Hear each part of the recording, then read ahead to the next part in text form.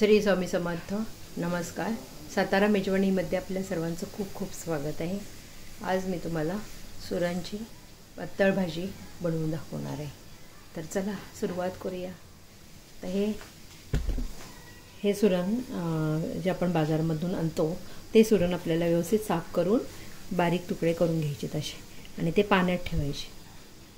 आता हे आपल्याला आपल्याला शिजवून घ्यावं लागणार आहे सुरण, म्हणून मी आता पाणी गरम करत ठेवलेलं आहे. तर आता त्याला उकळी पण आली आहे.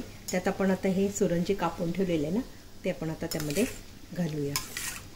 असे बारीक बारीक छान तुकडे करून घ्यायचे छोटे छोटे. जास्त मोठे नाही करायचे कारण का मग शिजायला वेळ लागतो. कुकरला टाकले ना तर जास्त गाळ होतो कुकरमध्ये, म्हणून कुकरमध्ये नाही घालायचे.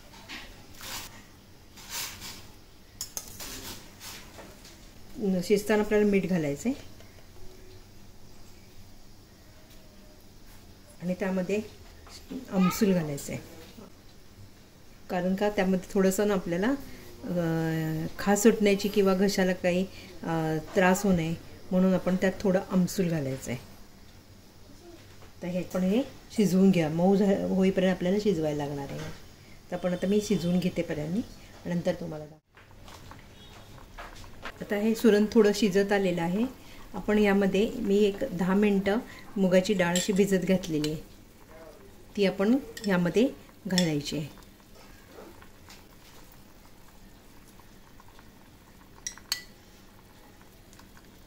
भाजी आपली पातळ करायची, त्यासाठी असं मिळून येते छान मुगाच्या डाळीने, म्हणून आपण ह्यात मुगाची डाळ घालायची. तुरीची पण घालू शकता तुम्ही. या आमसूलमुळं हा कलर आलेला आहे, कारण आपल्या घशाला सुरणमुळं खाज सुटणे, खाज येते, त्यासाठी हे आमसूल टाकलेलं आहे.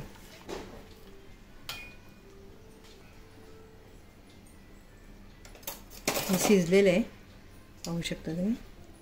कढई आता मी गरम करायला ठेवलेली आहे. तर आपण ह्यामध्ये तेल घालूया.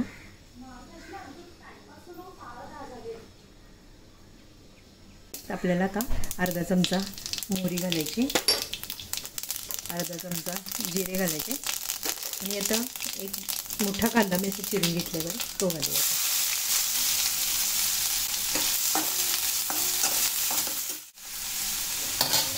कांदा लवकर भाजण्यासाठी आपण आता त्यात थोडंसं मीठ घालूया.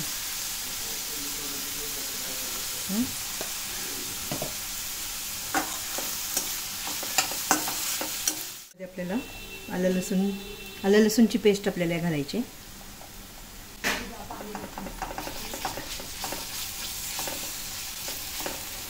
ह्याचं आलं लसूणचं तो जाईपर्यंत आपल्याला हलवून घ्यायचं व्यवस्थित. छान एकदम खूप छान भाजी लागते ही, कारण सुरण मुलं खात नाहीत ना. अशा पद्धतीने जर तुम्ही केलं तर खातील मुलं आणि हे चांगलं असतं खाल्लेलं. कुणाला मुळव्याधाचा त्रास होतो, मुळव्याधाचा, त्यांच्यासाठी खास आहे हे सुरण. आपल्याला ह्यातमध्ये ना हिंग घालायचं आहे, हळद थोडी घालायची, मिरची पावडर घालायची 1 चमचा, अदा लसूण मसाला 1-1.5 चमचा घालायचा आहे, 1.5. धने जिरे आणि बडीशेप अशी मी पावडर केलेली ते आपण घालूया 1 चमचा. तुमच्याकडे गरम मसाला नसेल तर तुम्ही किचन किंगसुद्धा वापरला तरी चालते. थोडं किचन किंग मसाला घातला आहे. व्यवस्थित आपण मसाले सगळे हलवून घेऊया. हा मसाला एक मिक्स होण्यासाठी आपल्याला आता टोमॅटो घालायचे मध्ये.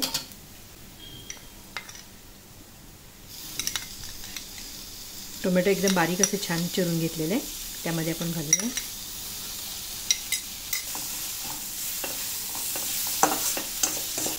आणि जे मसाले आपण अगोदर घातलेत आणि टोमॅटो हे सगळं छान मिक्स होण्यासाठी आपल्याला ह्याच्यामध्ये थोडंसं पाणी घालायचं आहे. थोडं पाणी घालूया आपण. मसाला एकदम छान आता मिक्स होईल. तेल सुटेपर्यंत आपल्याला हे भाजून घ्यायचं आहे. ह्यातच आपल्याला तर मीठ घालायचं, म्हणजे टोमॅटो चांगलं मिक्स होतं. आपण अगोदर कांदा भाजताना पण घातलेला आहे त्या प्रमाणात घाला. शिजताना पण सुरण घातलेले. कसुरी मेथी घालायची.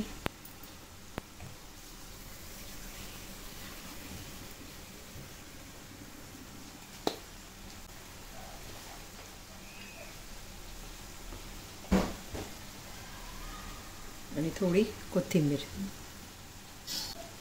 आणि आपण यावर आता छान ह्याचं झाकण ठेवून तेल सुटेपर्यंत झाकण ठेवूया. तर आपण झाकण काढून पाहूया.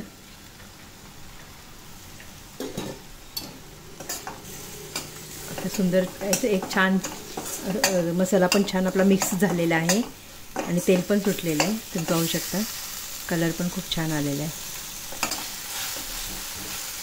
मसाला हा जर आपला चांगला भाजला ना की मग भाजीला छान चव येते आणि व्यवस्थित येते. म्हणून हा पहिला मसाला चांगला तेलात भाजून व्यवस्थित तेल सुटेपर्यंत व्यवस्थित भाजून घ्यायचा.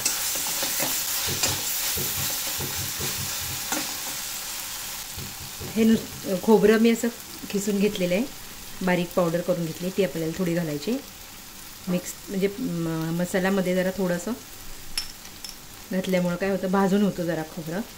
खिसलेलं आहे खोबरं. हे 2 चमचे मी खोबरं घातलेलं आहे.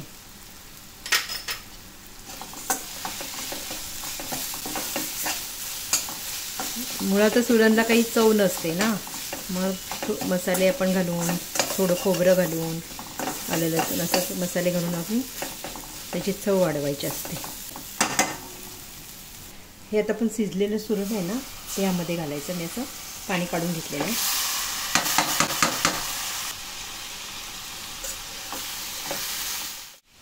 आता आपला हा सुरण पण आपण तेलात चांगलं भाजून घेतलेलं आहे. आता यामध्ये आपल्याला पाणी घालायचं आहे.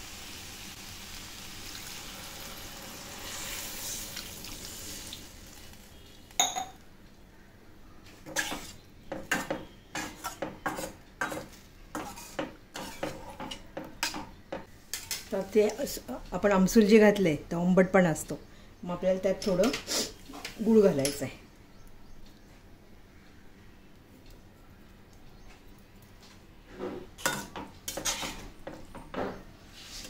आता छान मसाला सुरण हे सगळे व्यवस्थित एकजीव किंवा मसाला मिक्स होण्यासाठी एक उकळी येऊ दे. त्याच्यावर मी ते झाकण ठेवते. आता 5 ते 10 मिनटं आता ह्या मसाल्यामध्ये सुरण शिजून द्यायचं, म्हणजे त्या सुरणला पण चव येते. आता उकळी आलेले 10 मिनटं मी ठेवलेलं होतं मसाला आणि सगळं सुरण हे मिक्स होण्यासाठी. आपली भाजी रेडी झालेली आहे. पाहू शकता तुम्ही कलर किती सुंदर आला आहे. हे असे घट्ट छान झालेलं आहे. भाकरीबरोबर खूप छान लागतं, चपातीवर पण छान लागतं.